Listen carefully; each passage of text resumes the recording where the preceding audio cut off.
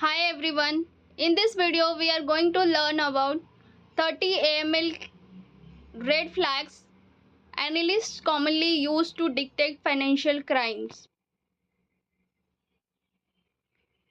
First is customer behavior red flags. So sometimes customers behaviors shows red flags. So let's see what are the points reflects under the customer behavior. First is customer unwilling to provide KYC documents or information. Second is customer provides incomplete or inconsistent identification details. Third one is customer avoids answering questions about the source of fund. Fourth one is frequent changes in the personal information or contact details. Fifth is customer uses multiple accounts without a clear purpose. So these are the red flags related to the customer behaviors. Next is transaction pattern red flags. So these red flags is related to the transaction of the customers. First is transaction inconsistent with customers' income or profile. Second is sudden spike in the account activity after a long dormant period. Third is multiple small deposits just below reporting threshold. It is kind of structuring.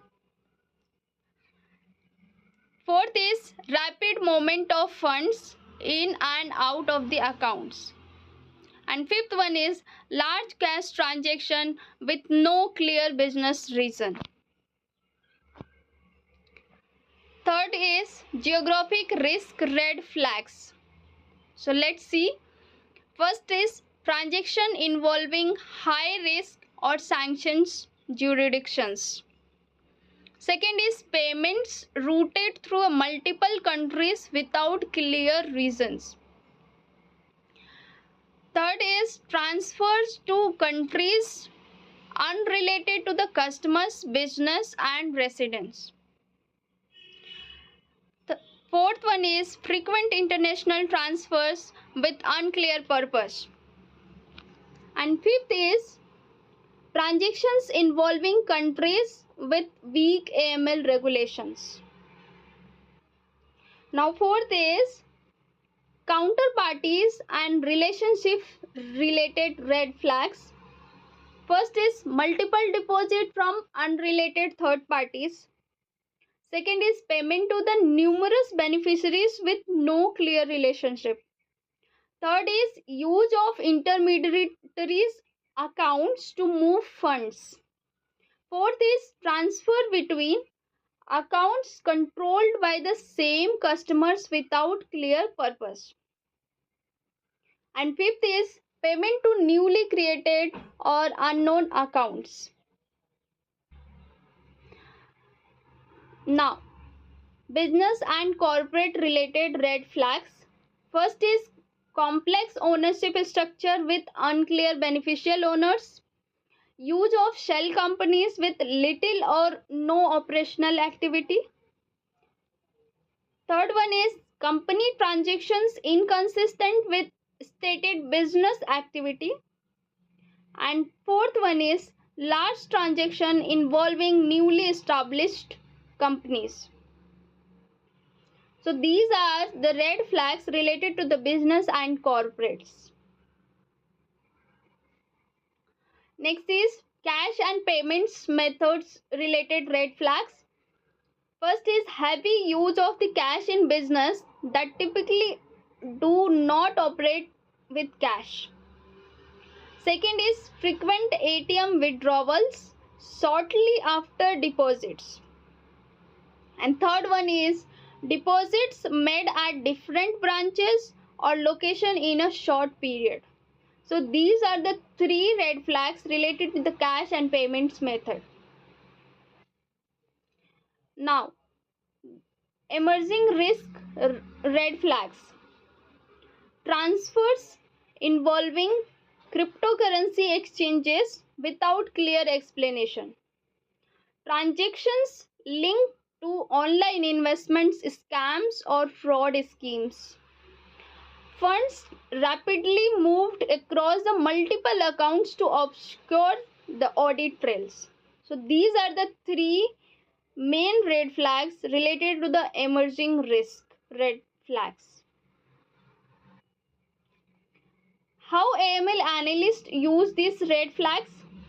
A single red flag does not always indicate money laundering or any financial crime. Analysts evaluate on the basis of these parameters. First is customer profile. If customer profile is matching with the customer's transaction, it means it's good.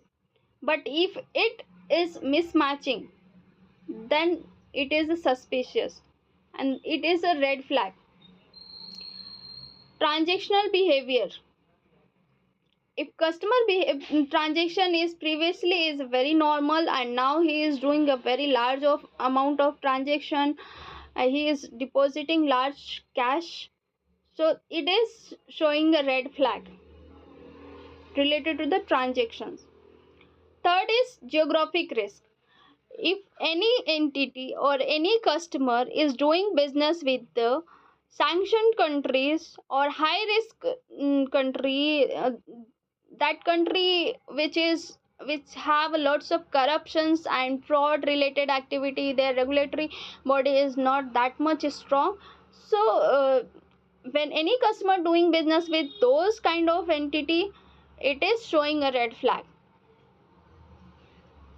Now fourth one is counterparty relationship. If customer is doing transaction with a particular party, so we need to identify what is the relation between that customer and that party. If it is not related to, it means it's suspicious. If any company who is manufacturing vehicles related parts and they are doing transaction with the drugs company, of course it's a suspicious because both the business is totally different, so it is a suspicious or red flag.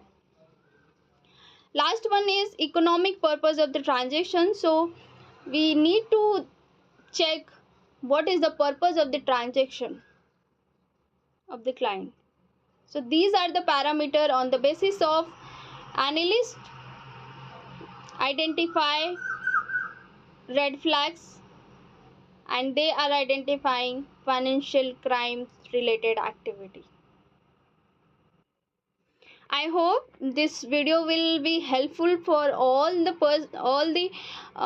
people who want to make their career in an ML KYC process, and it is a very helpful. Please share with all your friends, your colleagues, your family members, and be aware about these kinds of the financial crimes related red flags. Thank you so much. Please share my videos, subscribe, like, and share with all of your friends, colleagues. Thank you so much.